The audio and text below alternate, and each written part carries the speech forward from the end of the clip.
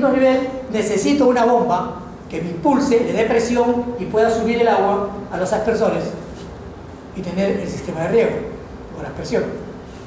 Ok, esos son reservorios, diferentes reservorios, de diferentes tamaños que tenemos aquí en el Perú, que se utilizan para algo. FAO, por ejemplo, tiene para cultivo de tuna, se puede aplicar también para sistemas de pasturas, en reservorios, y trabaja con riego por aspersión. Decía que se necesita una cantidad de elementos: infraestructura de captación, el canal de aducción, un reservorio, necesitamos línea de distribución, válvula de control, válvula de aire, válvula de purca, hidrantes, línea de riego móvil, aspersores, equipo de bombeo. Necesitamos una cantidad de equipo, pero podemos tener explotaciones grandes, medianas o pequeñas. Podemos tener una infraestructura de riego que nos permita trabajar con este sistema. Por supuesto, esto con pivotes centrales, esto es un escándalo, no lo tenemos en Perú, y esto es en Costa Rica y en Centroamérica, para regar amplias zonas, grandes zonas de pasturas. ¿Okay? Pon tu celular aquí adelante. ¿Qué haces ahí entonces moviendo tus dedos? ¿Por qué me engañas para que te llame la atención por mucho? ¿Cómo sabes que estás moviendo un papel si estás así? Con una atención. Yo hablo del riego con aspersión, el pivote, ¿seguro? Entonces, ¿qué más tenemos? Nada más de riego. ¿Alguna duda de riego? ¿Está claro? ¿Cuánto cuesta más o menos poner un sistema de presión? No tengo costos actuales en este momento. Es costoso, pero es una inversión en activo fijo.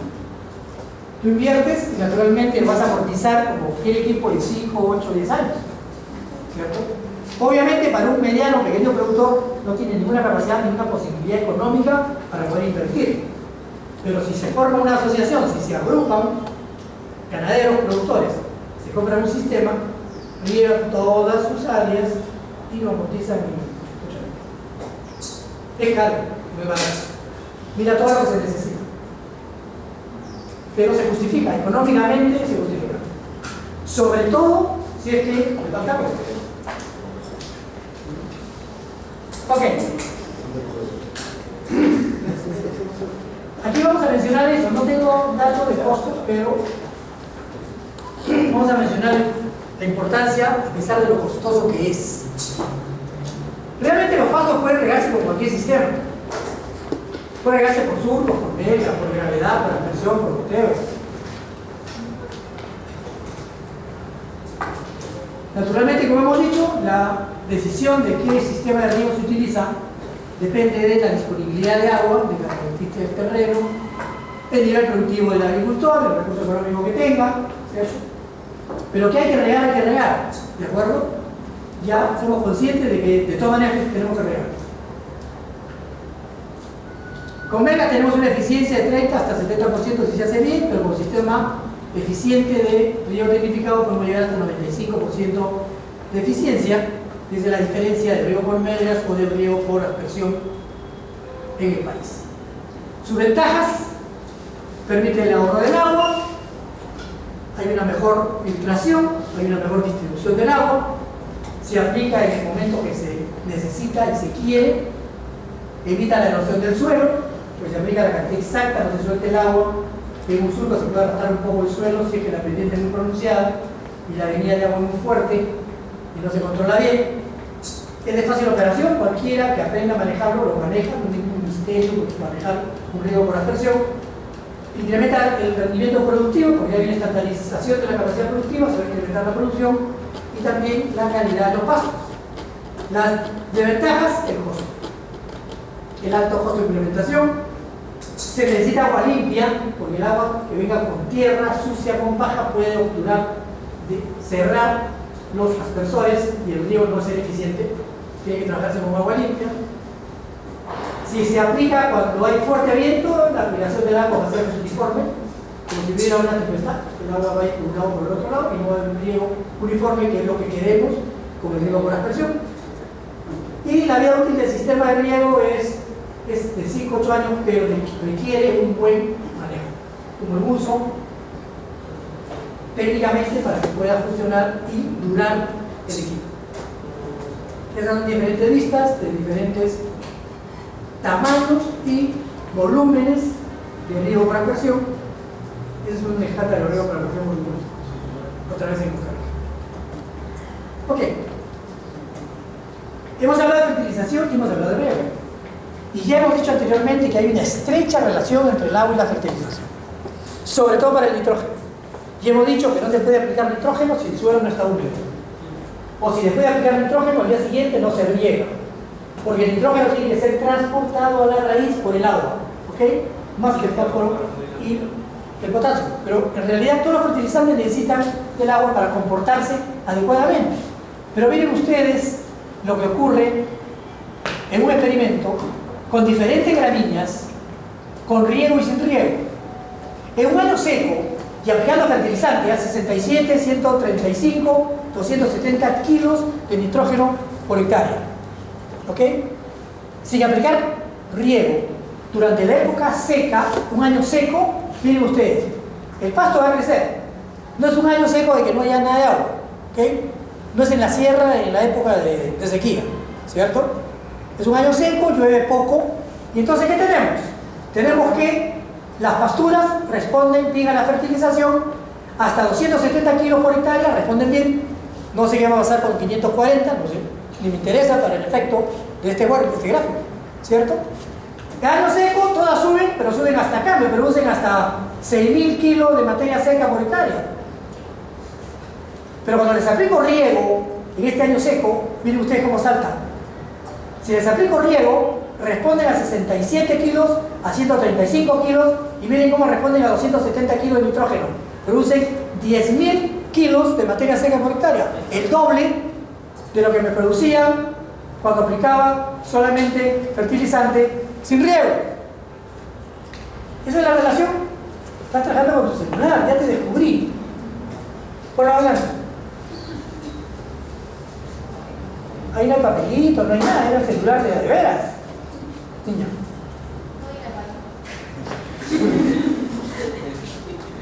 Anda, criatura. Entonces, esta respuesta de 5.000 kilos de forraje R por hectárea es solamente gracias al riego, nada más. ¿Está claro o no? Pero ¿qué pasa en los años lluviosos? ¿Hay suficiente lluvia? ¿Suficiente agua? ¿Necesitamos el riego? No lo necesitamos. Todos los pastos, todos, las 4 especies, todos con riego o sin riego, tienen la misma tendencia, ¿cierto? No riego, me sube con 67, con 135, con 270, me llegan hasta 11, 12 toneladas de materia materia seca por hectárea. ¿Está bien o no? Entonces, ¿para qué aplico riego? Gasto por gusto plata, ¿cierto? En los años lluviosos se riega, no se riega, y en los años secos sí estamos obligados a regar. ¿Está claro? Ok. Hay diferentes años de fertilización que permite ver en raygrass cuál es la diferente respuesta que se tiene a los diferentes niveles de agua. Y hemos visto en esas 4 especies cómo responde a la presencia de agua en fertilización, ¿cierto? Miren ustedes esos gráficos. Miren esas curvas. Todos con raygrass, el mismo pasto. Y estamos aplicando 310, 620, 930 kilos de nitrógeno por hectárea. Y cuando aplicamos 100, el equivalente a 160 mililitros de agua, como un río de 160 mililitros, miren cómo produce este pasto hasta 8.000 kilos de materia seca por hectárea. ¿Está bien? Le sigo aplicando nitrógeno y ya no me responde, ya no le interesa el mayor nitrógeno. Me responde hasta que le aplico nitrógeno 400, 500 kilos de nitrógeno. Pero si le aplico 250 mililitros, miren cómo sube. Le aplico 374 mililitros, sube. 432 sube, 508 sube. Y esa diferencia de 8.000 kilos hasta 15.000 kilos solamente por el agua. Obviamente, utilizan mejor la capacidad del nitrógeno conforme vamos teniendo más agua. y me producen mucho más utilizando más nitrógeno hasta un punto. Lo ideal aquí sería aplicar 518 milímetros de agua y aplicar solamente 620 kilos de nitrógeno. De repente, si aplico más agua, la curva seguiría más arriba, pues, de repente, pues. ¿Y tú qué te ríes? ¿Por qué te ríes? Cuéntame. Está contando un chiste. No se hace oír, solo de la mesa. A todos. No importa si es grosero, le sigas enseñando una cosa. ¿De seguir te ríes? Ponte un poco triste. Ponte un poco triste.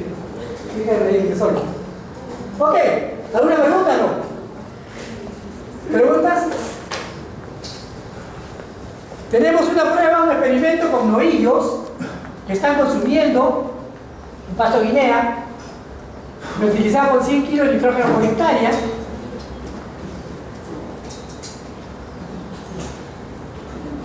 Y los novillos que consumen el pasto fertilizado producen 20 kilos más de carne que los novillos que no están consumiendo pasto fertilizado. Durante la época de lluvias no se producen 20 kilos, sino solamente 6 kilos de diferencia, porque todo sube más o menos parejo. Y en este gráfico vemos la diferencia cuando se aplica nitrógeno y cuando no se aplica nitrógeno, y aquí tenemos la estación seca y aquí tenemos la estación lluviosa. Igualmente, como el caso anterior, sube y este es el diferencial. Igual tenemos acá la estación seca, el control más bajo, y el nitrógeno con nitrógeno mucho más alto que la estación de lluvia. ¿Ok? Bueno, ratificado eso, terminemos el esquema con la relación suelo-planta-animal. Y es un esquema donde hay un complejo, un sistema complejo, donde el suelo, con las características que hemos visto y hemos analizado en clases anteriores, le permite una capacidad productiva al suelo, al forraje, perdón. Y el forraje, su cantidad y su calidad, de acuerdo al suelo que tiene, gracias al suelo que tiene, se lo va a ofrecer al animal, el animal lo va a consumir y va a tener una capacidad productiva, en carne, en leche, en fibra, en lana, en lo que fuere. ¿De acuerdo?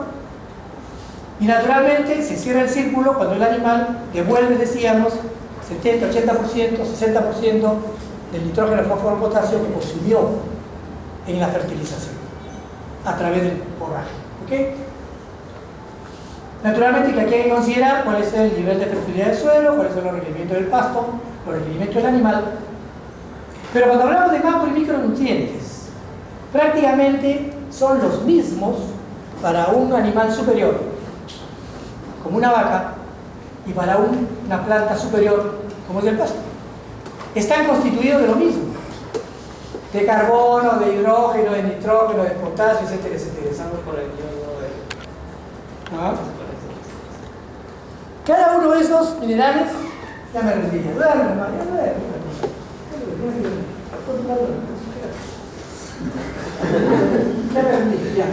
pero no rompes. Entonces,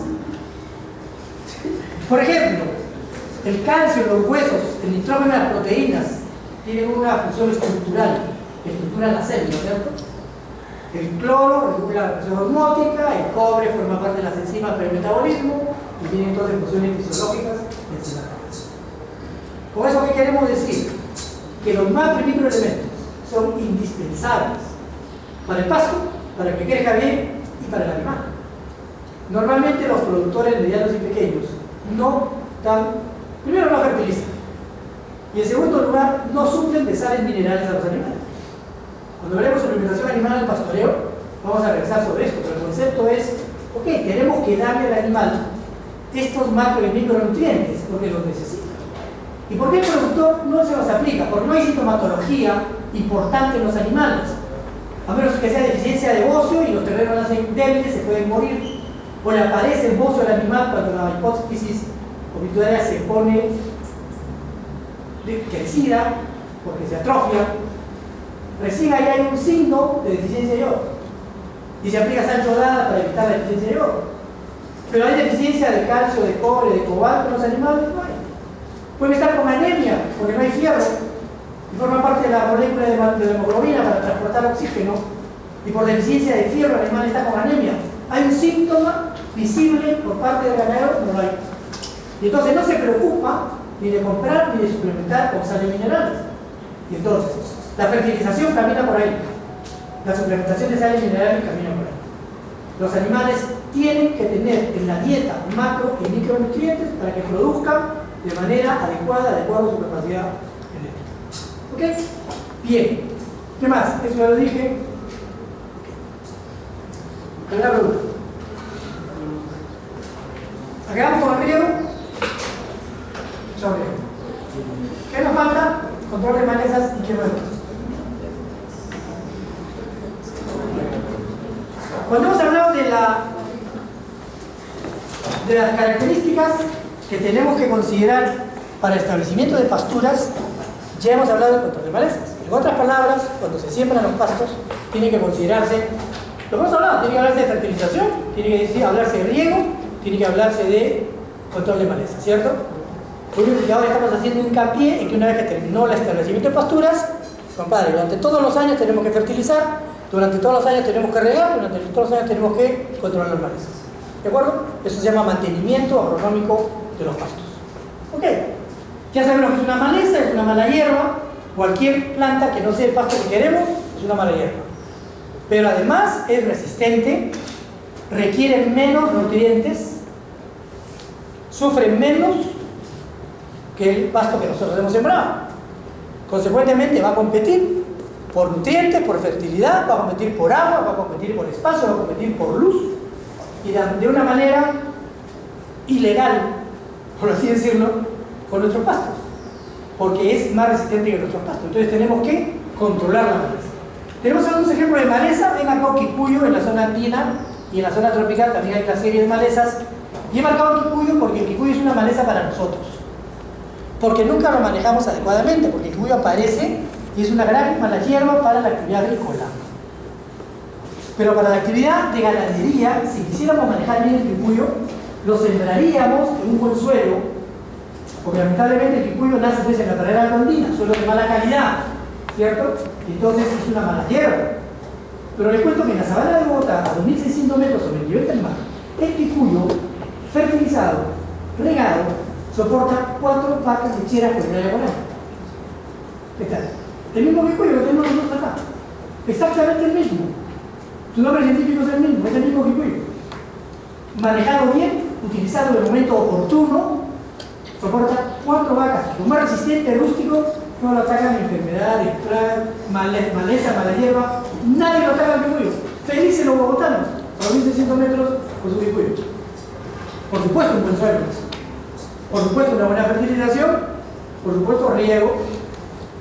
¿De acuerdo? Ok.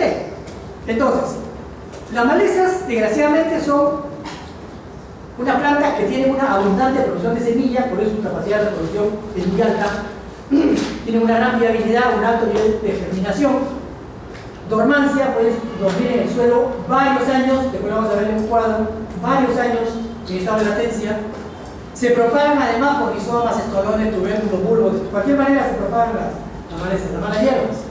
Tiene un crecimiento más rápido que las pasturas, tiene más habilidad para extraer agua y sales minerales, fertilidad del suelo que los pastos. Pueden ser anuales, bianuales, perennes, de acuerdo a su duración de ciclo vegetativo, de acuerdo al hábito de crecimiento, de acuerdo al método de propagación. Hay diferentes clases de malezas, pueden ser de hoja ancha, de hoja angosta, eso hay que considerarlo para el control químico. Ok, tienes un ejemplo de diferentes malezas, tiene su especie identificada, su nombre de género, su nombre de especie, bien identificadas. Son malezas, que es la cantidad de semillas que producen por planta y por ciclo vegetativo. 55.000, 229.000, 117.000, 38.000, 12.000, 178.000 semillas, potencialmente 178.000 plantas de maleza en un ciclo vegetativo. Y en el suelo duran 39 años, 10 años, 80 años, 30 años, 38 años. ¿Ok? Características de malezas. Esas son fotos de malezas o pasturas. Hay 8 órdenes, 11 familias, 19 géneros, 22 especies. Es un ejemplo de invasión de malezas en forajes. Es un rizoma. Miren la fuerza, la potencia de ese rizoma de una maleza, de una mala hierba en la selva de Perú. Esa capacidad de reproducción que tiene ese rizoma.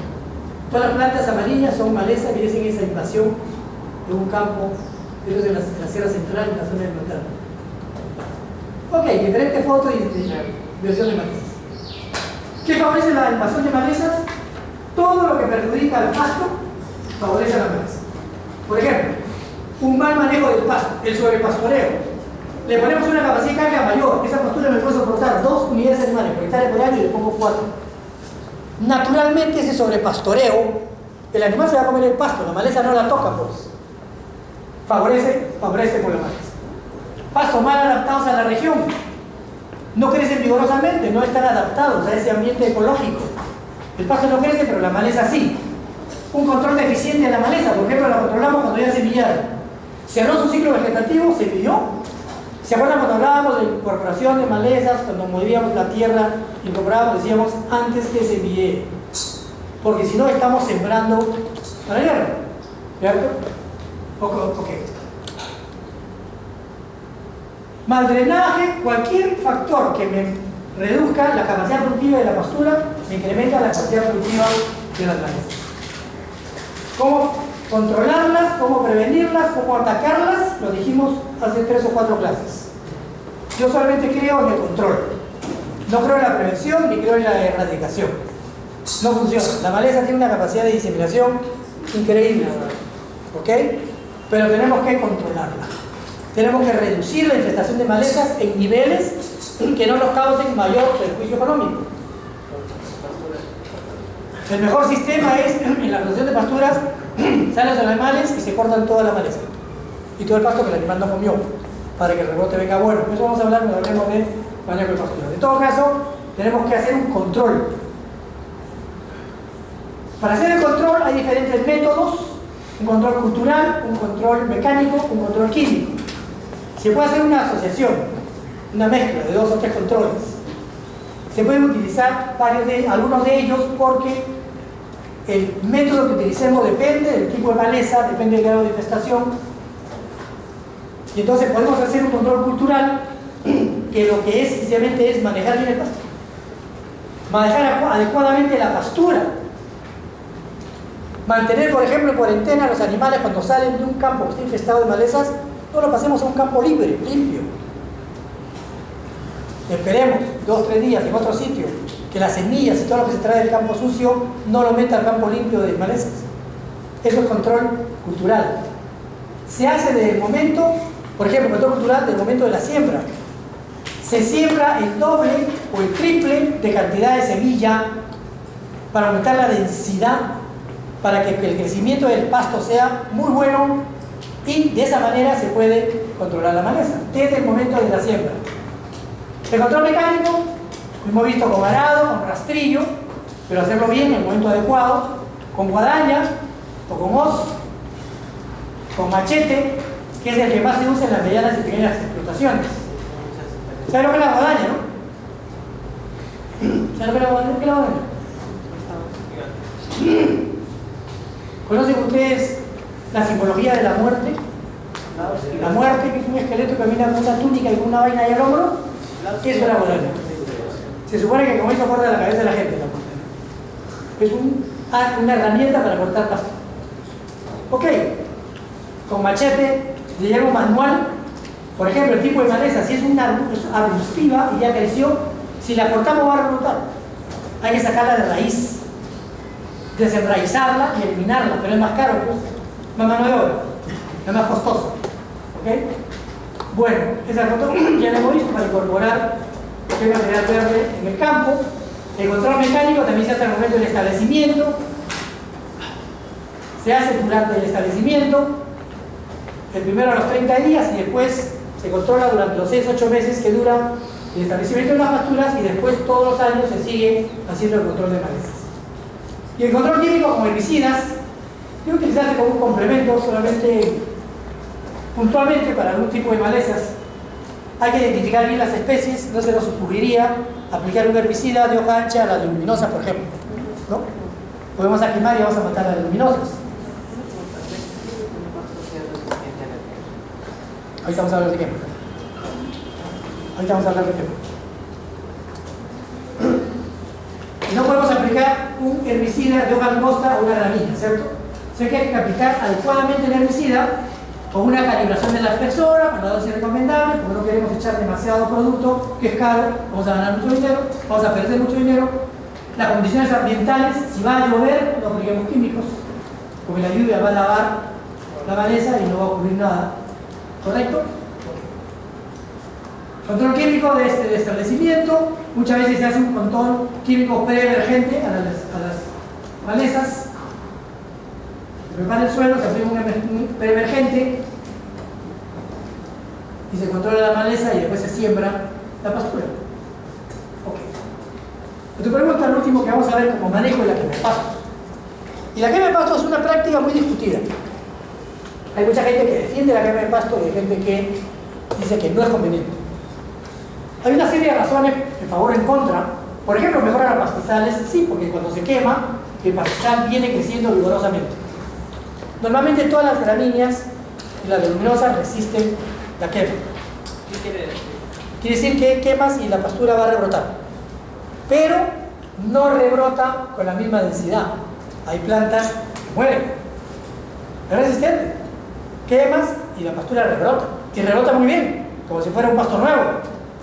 Pero no en la misma densidad, o sea que algo sufre la pastura. Se remueve el material, o sea, ¿para qué se quema? Para eliminar todo el material verde que está en el piso. Cuando se va a remover, cuando se va a preparar, cuando se va a sembrar. Una forma barata, económica, eficiente es quemar. Para el control de las malezas, cuando hay un pastoreo excesivo, queda mucho pasto seco que el animal no lo come. Okay. Los animales prefieren el rebrote del pasto después de una quema, porque es tierno, es rico, bacán. Pero puede haber el problema de que sufra más el pasto, porque si el animal se lo come mucho, va a bajar más todavía la densidad. ¿Sí, niño?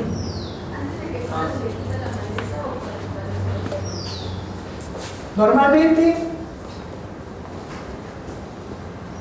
la quema reemplaza al material que se elimina, o sea, lo remueve, lo quema todo el material, o sea, limpia el campo con la quema. En ese caso no se corta nada, sencillamente deja que se seque, o en la época de sequía se quema y quema todo lo que está encima. Maleza, pasto no utilizado por el animal, todo se quema. ¿Okay? Bien, estas son fotos de quemas que tienen que ser controladas. ¿Qué prejuicios tenemos? El incremento de la temperatura, sobre todo cuando se quema al final de la sequía, cuando el material está muy seco, el incremento de la temperatura a 3 centímetros de profundidad, la temperatura se incrementa en 6 grados centígrados. Y a 7 centímetros de profundidad se incrementa en 3 grados centígrados.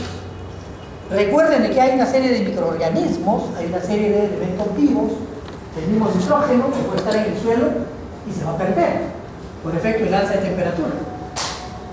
Naturalmente, olvídense de la retención de agua, olvídense de la capacidad hídrica, todo eso va a ser eliminado con la quema. Ok, el material inflamable va a definir pues el daño de la quema, que puede inclusive perjudicar a las raíces con esa temperatura incrementada a 3 o a 7 grados centígrados. Ok, se libera el nitrógeno del suelo. Puede ser bueno en un momento, pero el resto que no se utilice va a ser eliminado. En la materia orgánica feliz porque va a soltar el nitrógeno, ¿cierto? Pero el nitrógeno que no se utilice, liberado por la quema, se va a perder. En todo caso hay que evitar ese tipo de quemas muy fuertes, excesivas, porque como consecuencia el material orgánico, la materia orgánica que está en el suelo, se va a comenzar a perder. Y si de alguna manera queremos conservar esa materia orgánica para utilizarla en el suelo, ya no vamos a poder. Se puede producir una erosión acelerada, porque el suelo queda desnudo hasta que rebrote. Si llueve después, puede haber un problema de erosión. Se reduce el contenido de humedad del suelo, se liberan los nutrientes que hemos mencionado, hay cambios microbiológicos por la temperatura del suelo tan fuerte. Ok. Más fotos de quemas. En conclusión, quemar el pastizal cada año no es recomendable.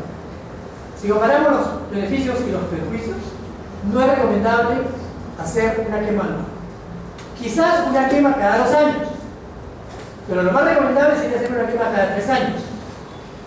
Por supuesto, no quemar en ladera, evitar la quema en ladera, porque el fuego se propaga muy rápidamente. Y el suelo que se queda se pone muy fácil a las lluvias y a la erosión. Naturalmente que lo mejor es quemar cuando recién van a iniciarse las lluvias, no al final de la época de sequía, lo que estoy mencionando, la cantidad de calor que se genera, que se produce. Lo ideal es manejar mejor la pastura, manejar bien el pasto, manejar bien las malezas, las malas hierbas, controlarlas.